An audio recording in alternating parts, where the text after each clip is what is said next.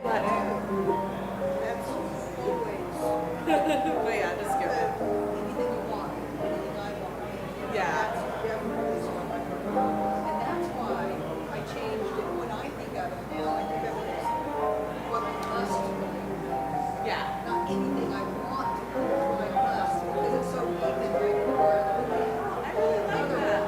Yeah. If I had known that before now, I would have incorporated.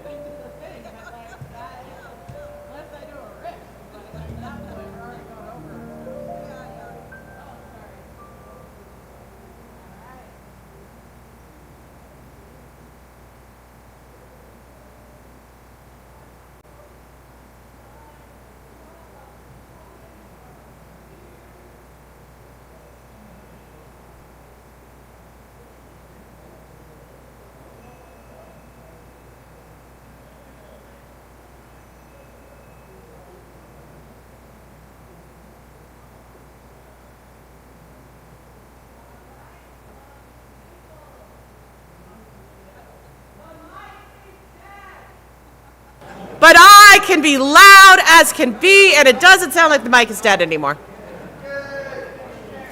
I will not be as loud as I can be. Sorry, I do not know how to break your eardrums. Yes, good morning. All right, good morning. Sorry, we're getting our sound stitch. Good morning. Thank you, Bob, for acknowledging this morning. Thank you, all of you out here and all of you online. Good morning and welcome to UU Miami. Bob just said that in his youth he was called a loudmouth, and I will say both you and I are loudmouths and we're no longer youths.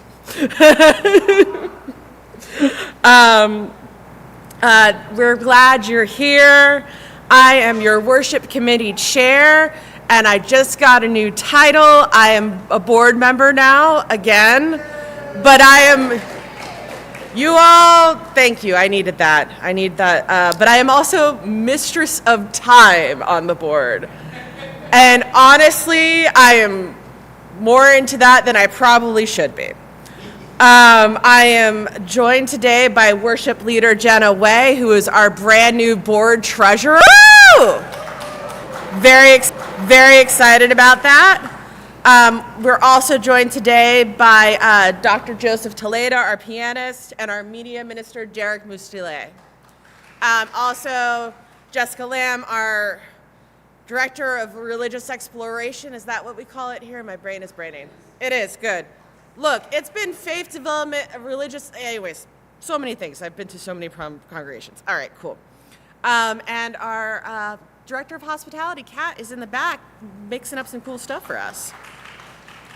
2 Sundays ago, our Being UU series began with the worth that every person is born carrying. Last Sunday, we learned what our people build when we hold power, a table instead of a throne. And today we walk our third principle, acceptance of one another and encouragement to spiritual growth in our congregations.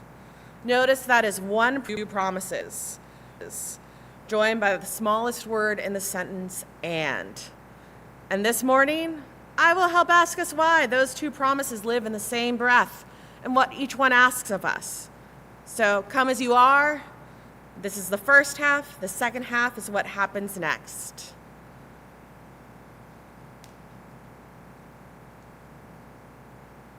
Good morning.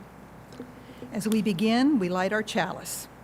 This morning, on the 3rd Sunday of our Being UU series, we light it for our 3rd principle, acceptance of one another and encouragement to spiritual growth in our congregations.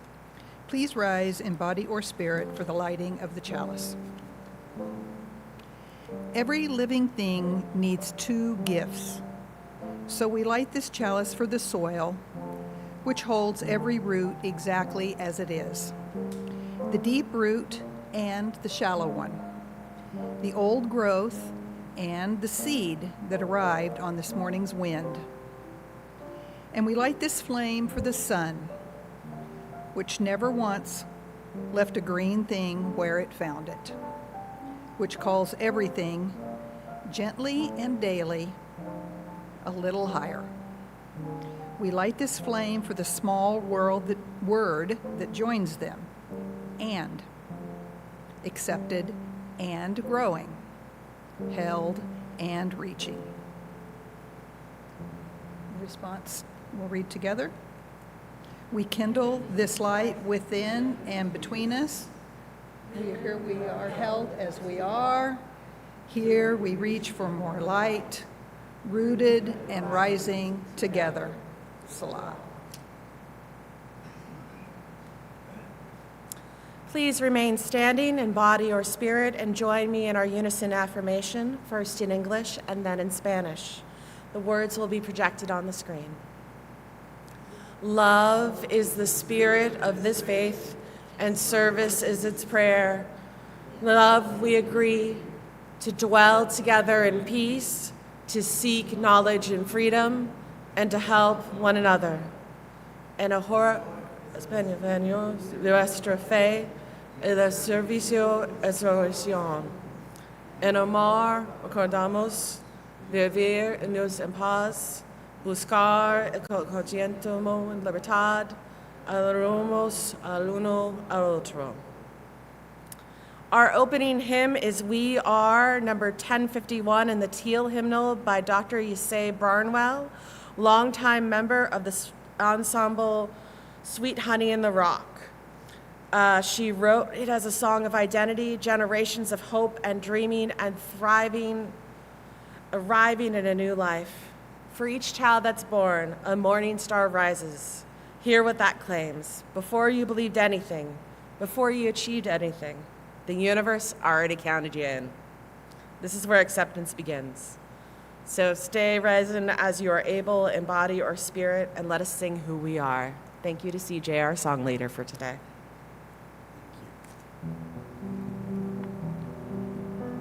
Each child that's born, a morning star rises and sings to the universe who we are.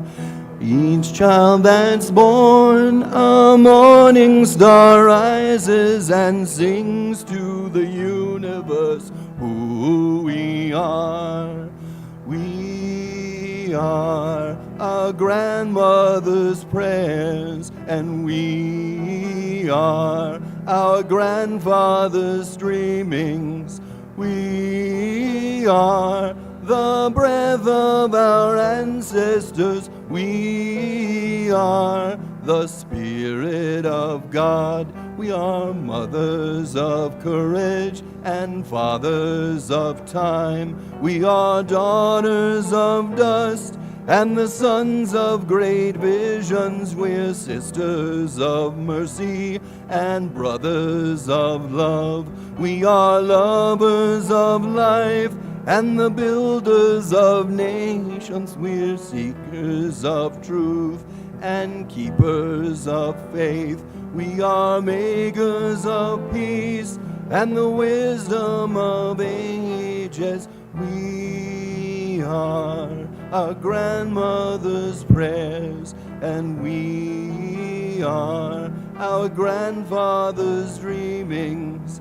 We are the breath of our ancestors. We are the Spirit of God. For each child that's born, a morning star rises and sings to the universe who we are. For each child that's born, a morning star rises and sings to the universe who we are.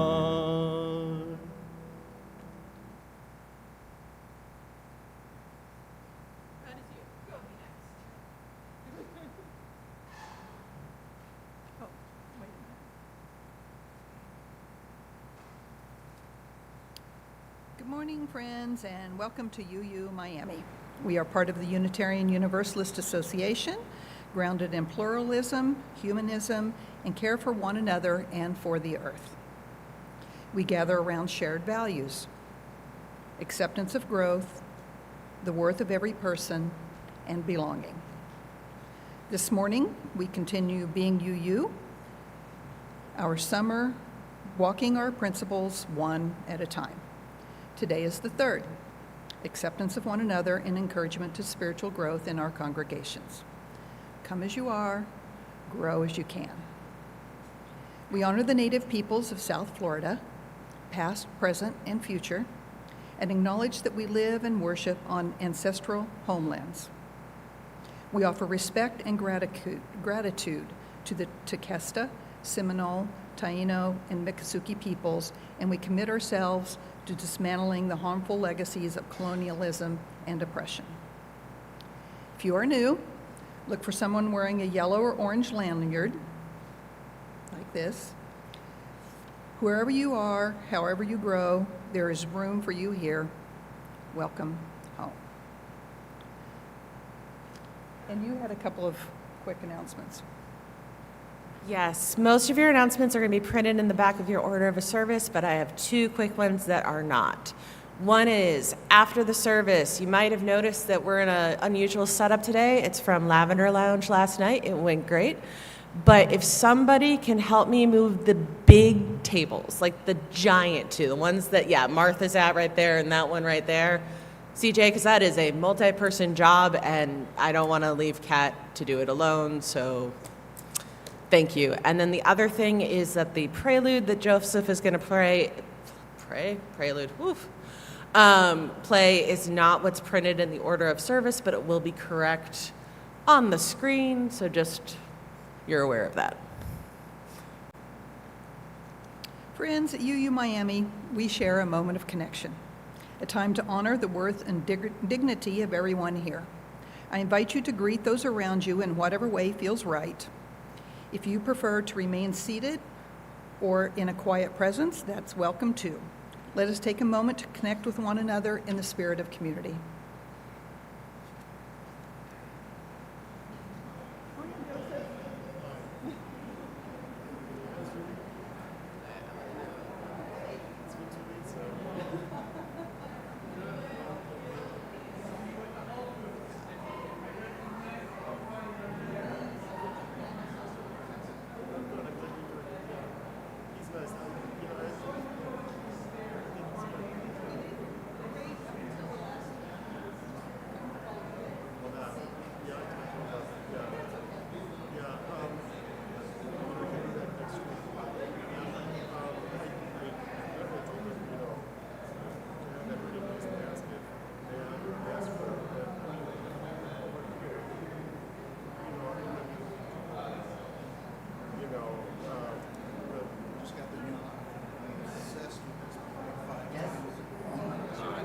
Yeah, wind them down. Is that you or me?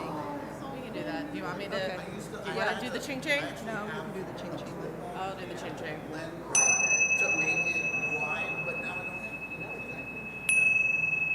Good. May the connections we make carry into the world. Peace and long life. Salah, you may be seated.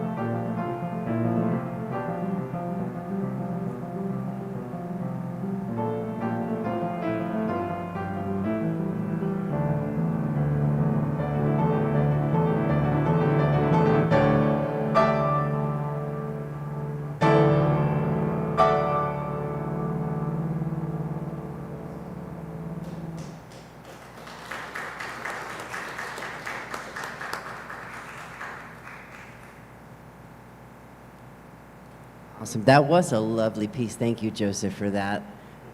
Yes, let's give him another applause because that deserves an applause. That was beautiful. All right, well, good morning, everybody. I am Jessica Lamb, if you don't know me already. I am your religious exploration leader for children and youth. As my shirt says, apparently this shirt used to belong to a former RE leader, so I get to wear it today. Really cool. So let me invite those of you who are young and young at heart to join me up here on the steps as we get ready for our story of all ages. So today's story is about growth. Check him out. Awesome. I loved, it's crazy how big Lex has been getting. So look at him. He's like, okay, I don't have to sit next to Grandpa. I'm right here. All right. So today's story is called The Garden of Every Kind. And as I look around here, I see every kind of people. And if you didn't get to make it last night to the Lavender Lounge, we meet every third Sunday of the month. And third Saturday of the month in the evening time, and you should come see the all kinds of people that show up to that. It's pretty amazing. So today's story tells us about a garden. So behind a little blue house, there was a garden, and in the garden lived every kind of green thing. There was Sunflower, who grew up taller and taller, like she was trying to high-five the sky. Hey, Bridget, high-five the sky for me. Yeah. All right. There was a fern who grew out in soft, lacy circles. Let's see who else was in this garden. So we had a fern, we had a cactus who grew slow, one tiny prickly inch a year, holding his water like a secret. Hey, Lex, can you go like this? Yes, water was a secret in the cactus. And there was moss, who barely seemed to grow at all. Moss just got a little softer, a little greener, quietly, where nobody watched. And one bright morning, Sunflower looked down at everyone and made an announcement. Friends, growing means up. Everybody, grow like me. So everybody tried. Ready? Let's try to grow like the sunflower. Ready? Up we go. Up, yeah. Going up, up, up. Well, as you can imagine, as everyone tried, Fern stretched up and up until her lacy arms ached. Cactus pushed so hard he wobbled. Moss tried standing on his tippy toes, and do you know how hard it is to tippy toe if you're a moss? By sunset, the garden was a mess. Fern was droopy, cactus was grumpy, moss was exhausted, and nobody had grown at all. Then the old gardener came down the path, and she knelt in the dirt, and she laughed her kind laugh. Can you show me what a kind laugh sounds like? I'm tired. Well, I just gave you one. Ha, ha, ha. Okay, so, the old grandmother said, "Oh, my dears, Fern, you grow like a fern. That is how ferns do it. Cactus, slow is your speed, and slow is a fine speed. Moss, getting softer, is growing. And sunflower, my tall friend, well, keep reaching for the sky because the sky loves you for it. Then she said the thing she always said, the thing that gardens were really made of. I love every kind, and every kind keeps growing. And after that, the garden kind of figured it out. Sunflower reached up and gave everyone something to look at. Ferns spread out and gave the beetles somewhere shady to nap. Cactus grew his one proud inch, and moss got so soft and so green that the gardener rested her tired feet on him. Which, if you ask moss, was the whole point of being moss. Oh, yes, the garden did not grow alike. The garden grew, and let's say this word together, the garden grew together. One more time, together. Together. Yes. Friends, our congregation is a garden just like that one. In our faith, we make a promise, and it's the third one on our list. We accept every kind, and we help every kind keep growing. So you never have to grow like anybody else, because you are you. I've said this before, because everyone else is taken. And you always get to keep growing like you. Every kind and every kind keeps growing, and that is how we grow, and this is how we go. And so, since the room is set up a little differently today, let's just send your little magic fingers to our youth up here as we make our way to the RE room. And CJ, let's sing each other out. Okay.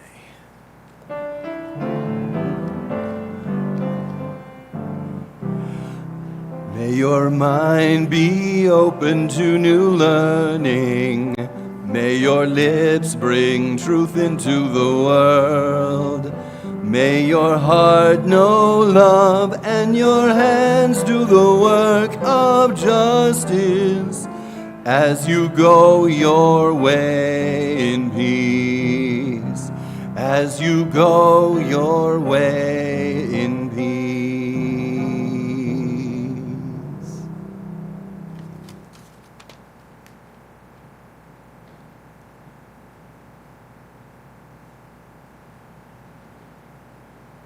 We will now share the joys and concerns in our hearts. As a community, we support you in both your grief and happiness. When you come forward, please state your name. Remember, this service is live streamed, so those online can also share in the chat.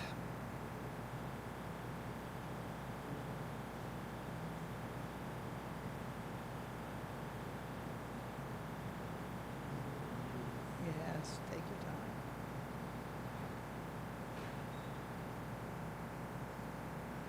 Good morning, I'm Bob Jacober.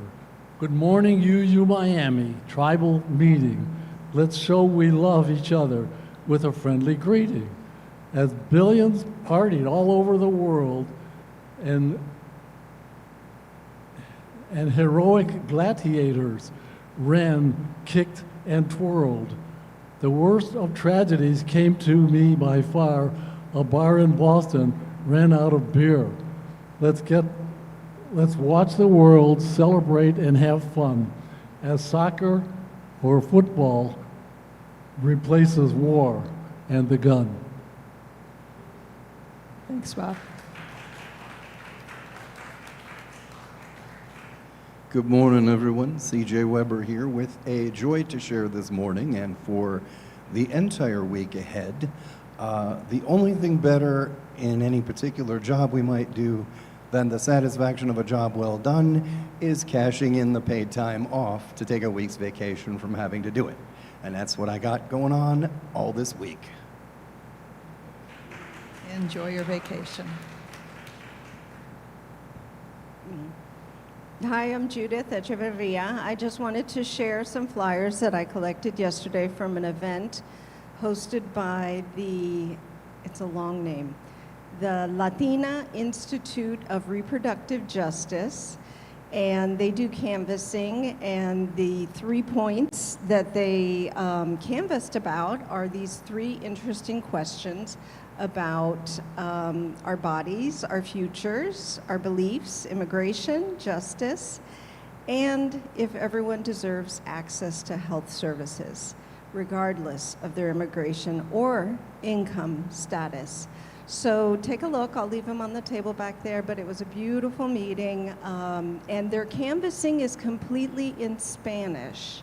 So if you have that luxury of speaking a second language, they are very interested in having you support them. So thank you.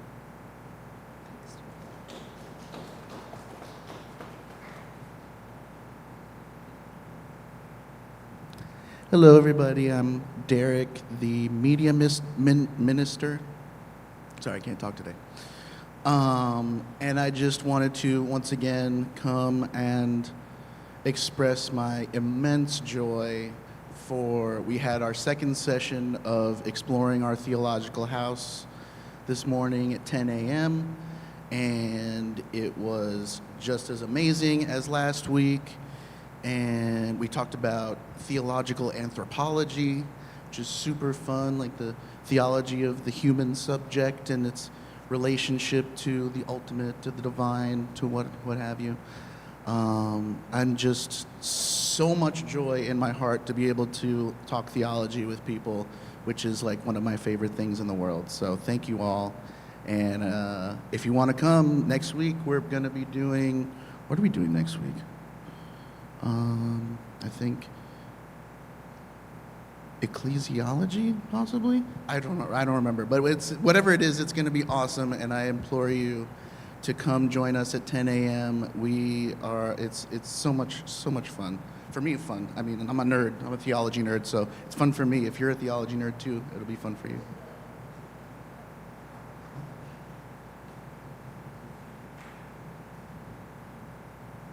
I'm Bonnie Petticord, Joy Shepherd. Always have a big flock to share.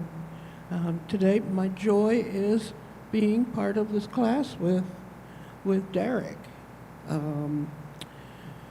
One of the things we spoke about today was the importance of education as a foundation of our faith. And I endeavor to learn something every day as a lifelong learner. And this morning, I was listening to Eckhart Tolle, who said something that will follow me all week. I've been working with thoughts and observing thoughts and finding the space between thoughts. And what he said was, thoughts are visitors, not commands. Nice. And it's true. We don't have to act on all of our thoughts. We can observe them, let them float by like clouds. And I enjoyed the story this morning because it had that sense of spaciousness between the thoughts, that sense of growing up into infinite space. So that's my joy today, infinite space. Thanks, Bonnie. My version of the Eckhart Tolle thing that you spoke was, you don't have to believe everything you think. We share in those joys and concerns expressed and those not expressed, but very much with us.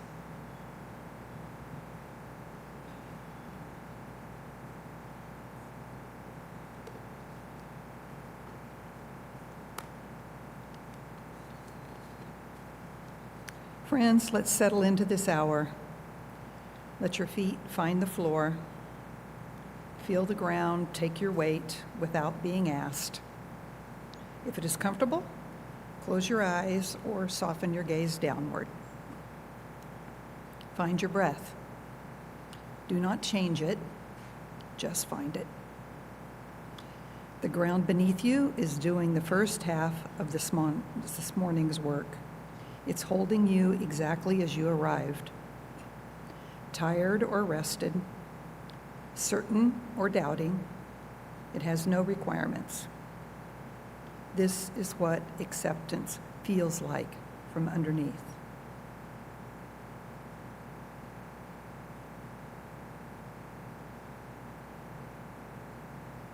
Now notice your breath rising, all on its own, toward the crown of your head. Some quiet part of you is still reaching, still curious, still unfinished. It has been reaching your whole life. That reaching is not a flaw in you. It is the life in you. And notice this. The ground does not stop holding you when you reach. The holding is what makes the reaching possible. Beside you sits someone rooted in different soil, reaching towards a different patch of light. Some call the light God. Some call it truth or love or simply morning. In this room, nobody's light cancels anybody's ground.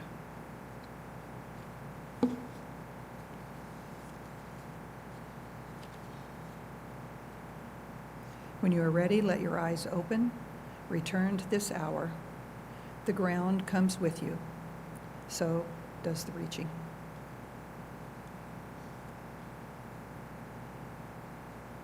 And CJ is going to come lead us in Spirit of Life.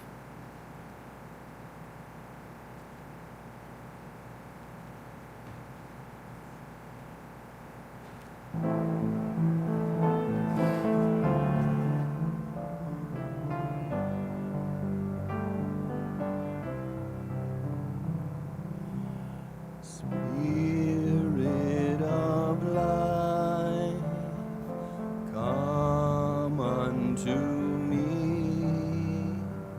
Sing in my heart all the stirrings of compassion.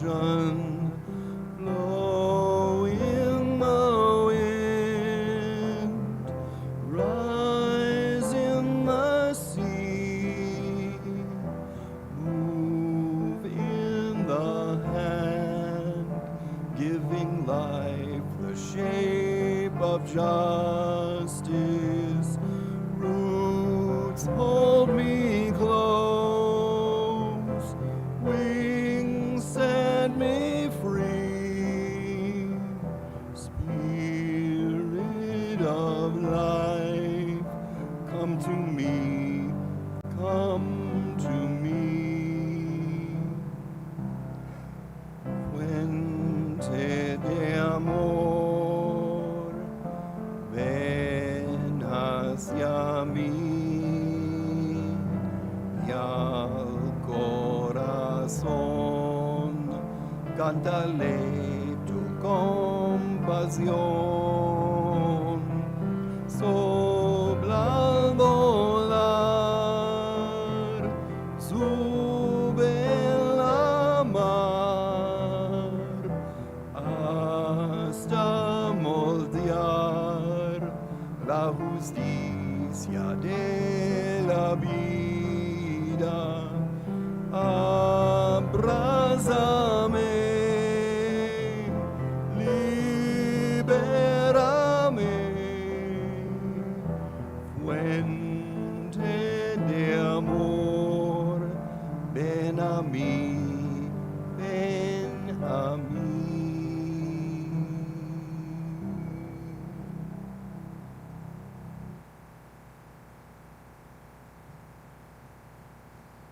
Today's first reading is An Atheist's Prayer by Reverend Sally Fritsch, a Unitarian Universalist minister written for the UUA Braver, Wiser series while she was training as a hospital chaplain. She is an atheist, and one night a nurse called her to the bedside of a dying Catholic man named Ernesto, whose family needed exactly what she thought she could not give. Listen to what happens when acceptance is asked to become an action. Prayer isn't for atheists like me. At least that's what I used to think until I prayed for Ernesto. During one of my very first shifts, training as a hospital chaplain, a nurse called to say that a Catholic man was nearing the end of his life and his family wanted someone to say some prayers. A person in a medical coat, mask, and gloves braced themselves on a balcony, head bowed as though in prayer. The small hospital room was crowded with Ernesto's wife, his children's cousins and brothers, and his grandchildren. I was prepared to hold their grief and anger, but I could not imagine how I was going to pray. Won't a prayer from me be empty? I worried. Won't the words come out meaningless? Won't they feel like a lie on my tongue? But dozens of pairs of teary eyes turned to me. What else could I do? I invited everyone to gather close. Together we prayed the Hail Mary, the Our Father, and prayed whatever came next would come with peace and overwhelming love.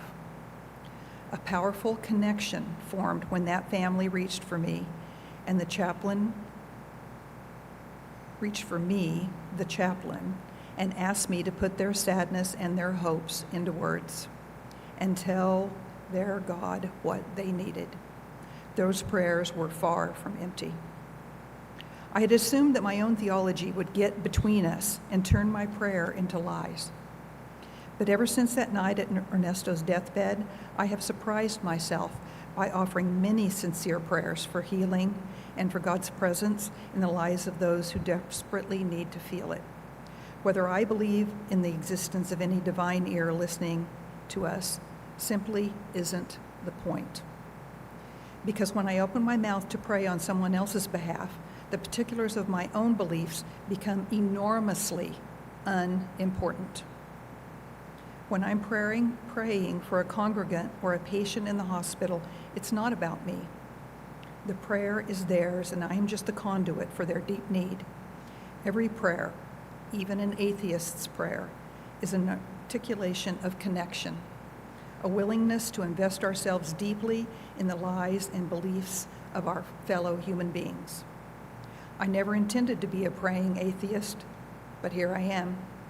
My love of religion, my commitment to religious community, and my personal atheism exist side by side, deep and unforced. I still don't pray to any God, as others might define it, but I no longer run from prayer. I am learning something. May we carry one another's deepest words, even the ones we would not choose. May our connection outrank our agreement. Our second reading comes from David Usher, a Unitarian minister who has served congregations on both sides of the Atlantic. He takes aim at the most comfortable misunderstanding of our faith, the idea that ours is the church where you can believe anything you want. Freedom of belief, he reminds us, was never a couch. It is a covenant. As you are accepted, so must you accept.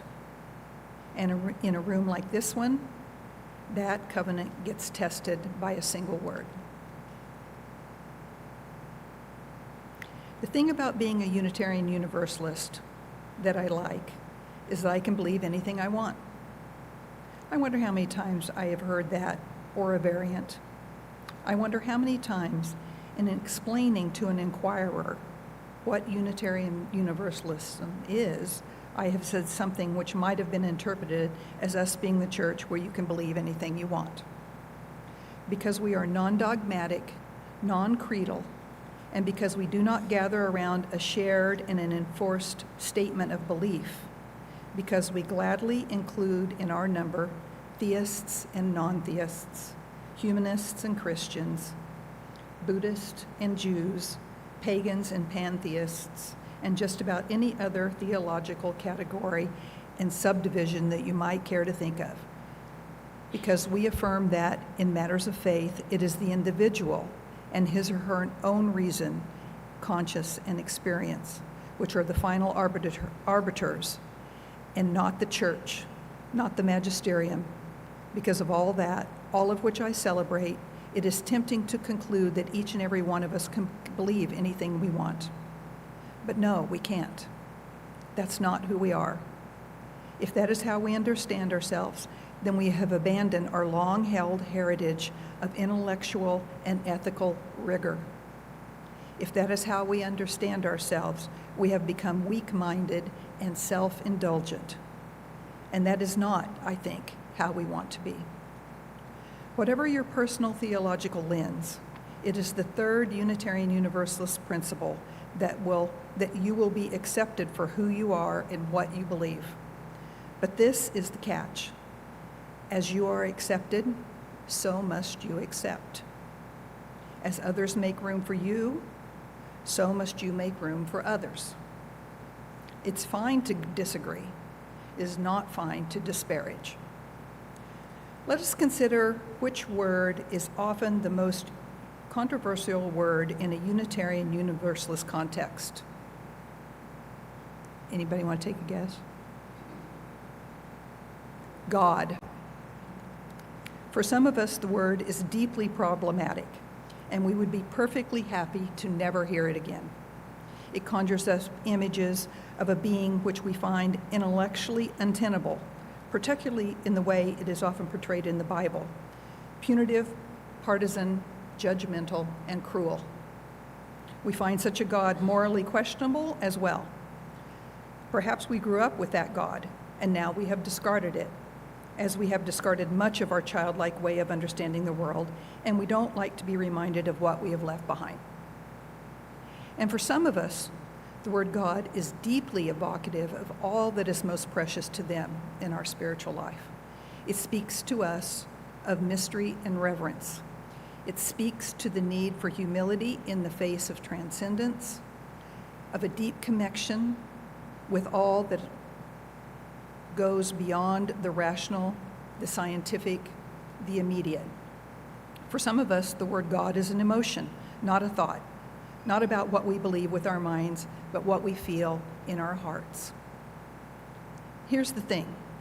Wherever you stand on that God spectrum, there are others in this room right now who stand somewhere else along the line. That is what, for me, is so wonderful and exhilarating about being a Unitarian Universalist. May we make room as room was made for us. May we disagree without disparaging and never stop growing. May it be so. All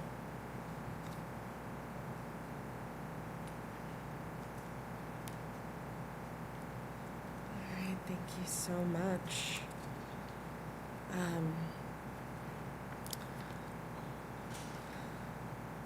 The full wording of the third principle of Unitarian Universalism is acceptance of one another and encouragement to spiritual growth in our congregations.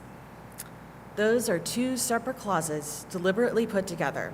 It could have been 9 principles, with 3 being acceptance of one another and 4 being encouragement to spiritual growth within our congregations, but it isn't.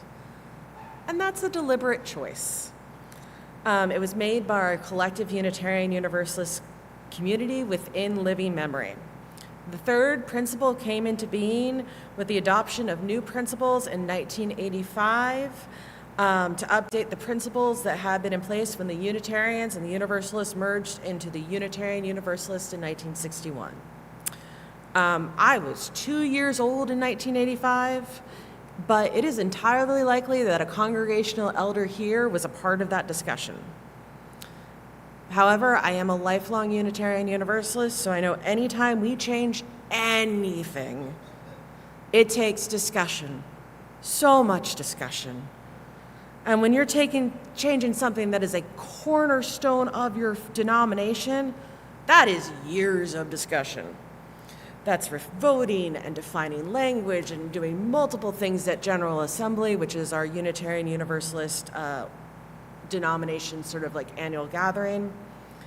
And I don't know if you have noticed this, but if you have gathered 2 Unitarian Universalists together, they will have at least 5 opinions on the same thing, maybe even 10 or 15. We are an opinionated people, and we are singing for our lives.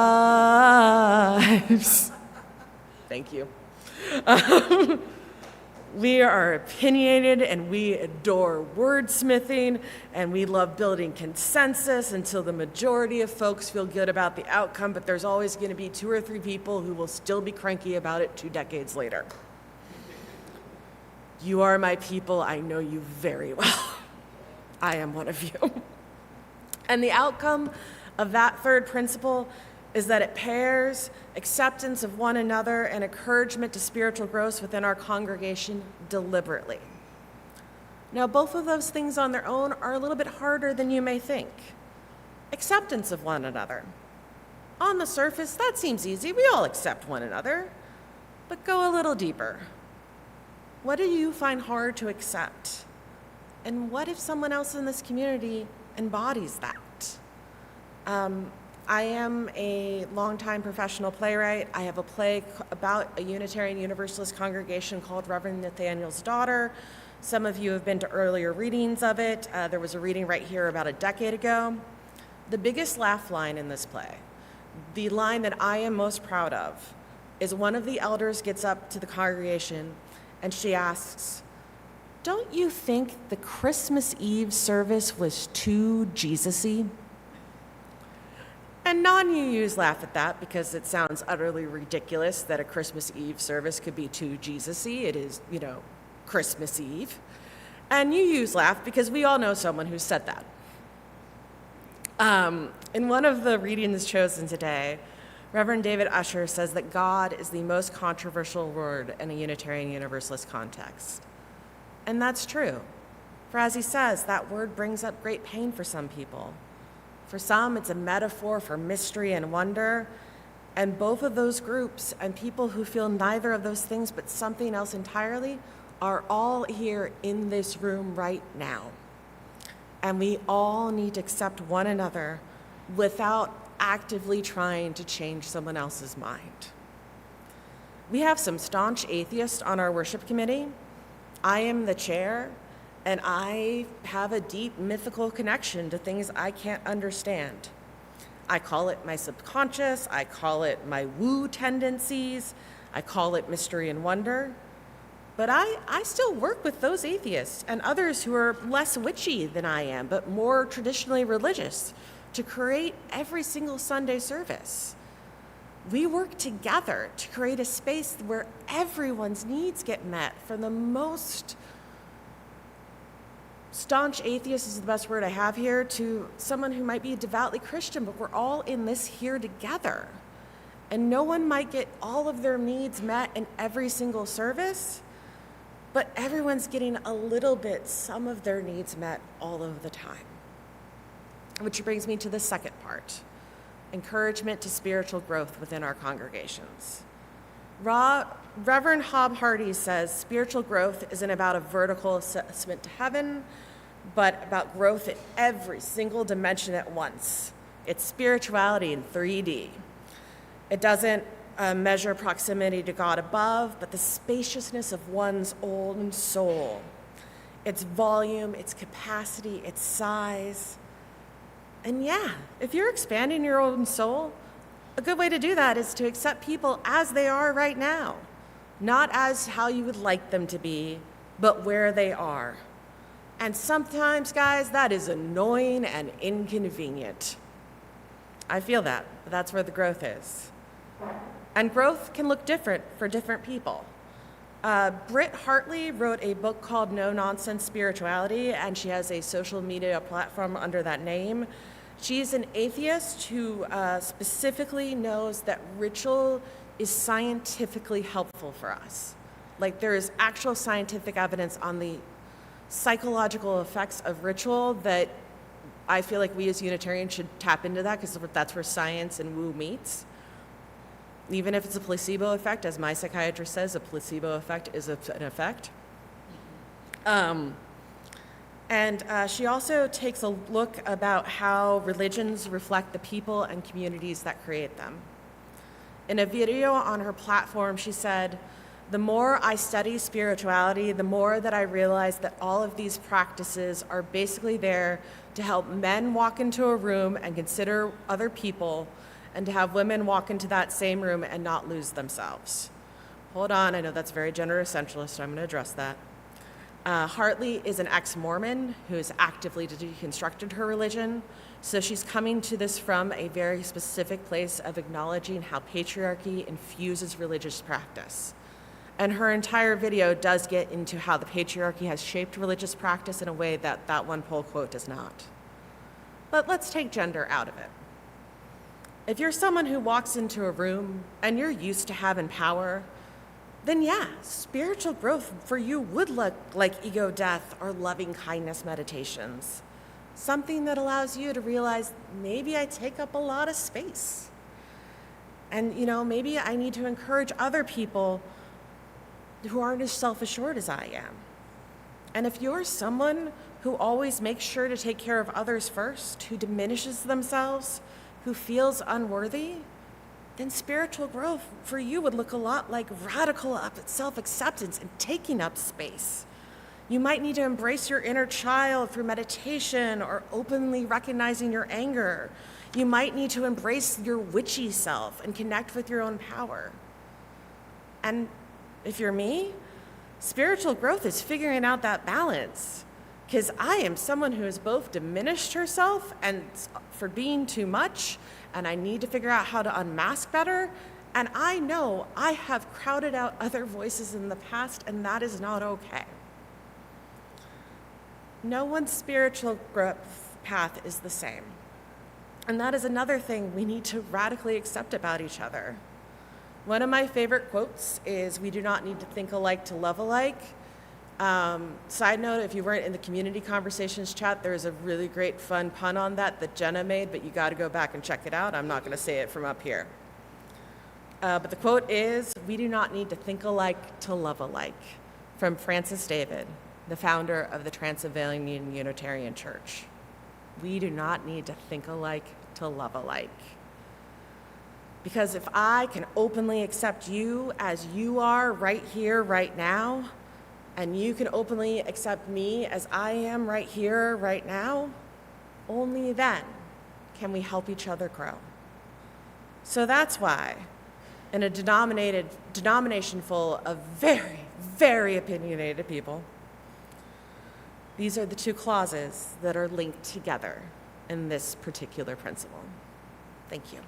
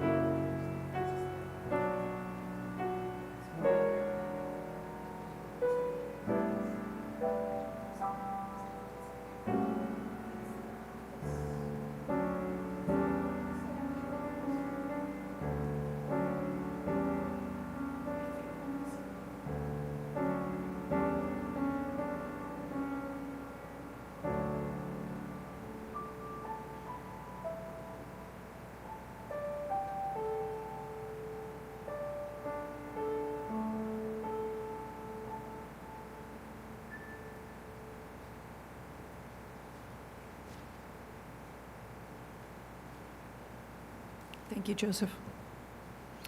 This morning, our offering tends to both halves of our third principle. What we give keeps this place where acceptance has a roof over it and growth has a lamp beside it, where the newcomer is received as they are and the lifelong member still has somewhere left to reach. If you are online, you may give using the QR code on your screen. If you're in the sanctuary, you're invited to place your offering in the basket, or you could use a QR code as well. Thank you for giving as you are able.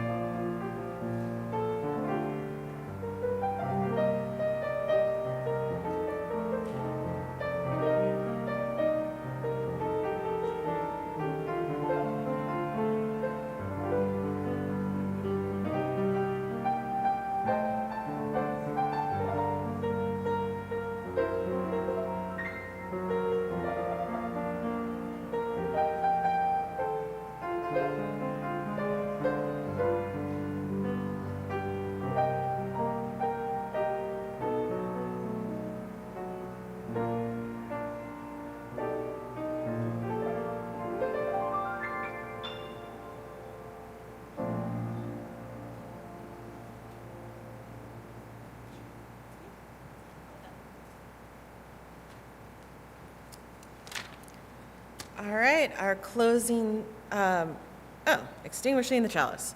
I skipped a moment. All right, please accept me in where I am, as I am right now, as I skipped a moment.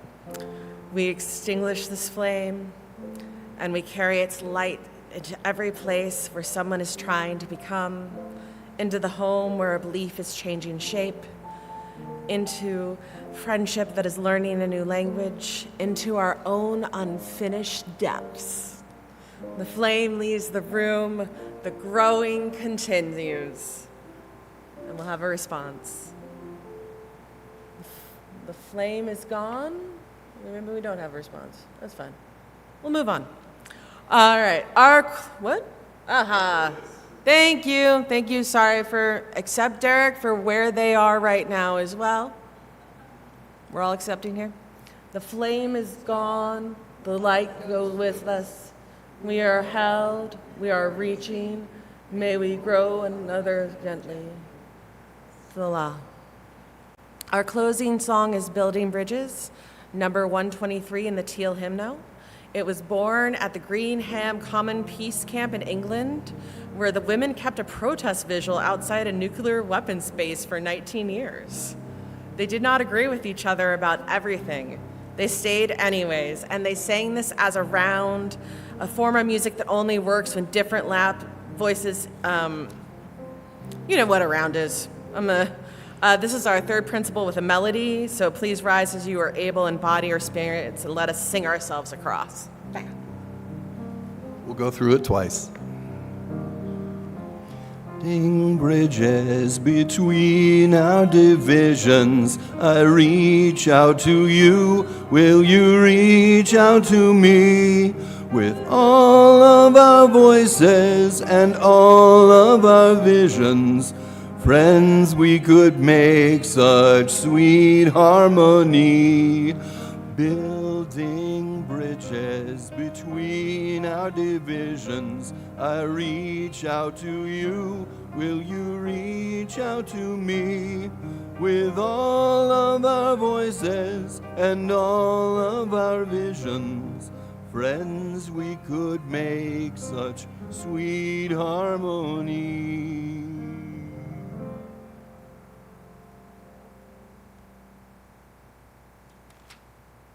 Go now, held and reaching.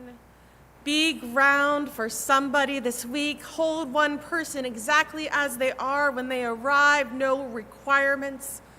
Be light for somebody too. Ask the question that helps a friend grow one honest inch. Accepted and growing, That little word is the whole promise. Carry the and. Go in peace, go in becoming, and so say we all. Amen. So say we all. Thank you. Congratulations.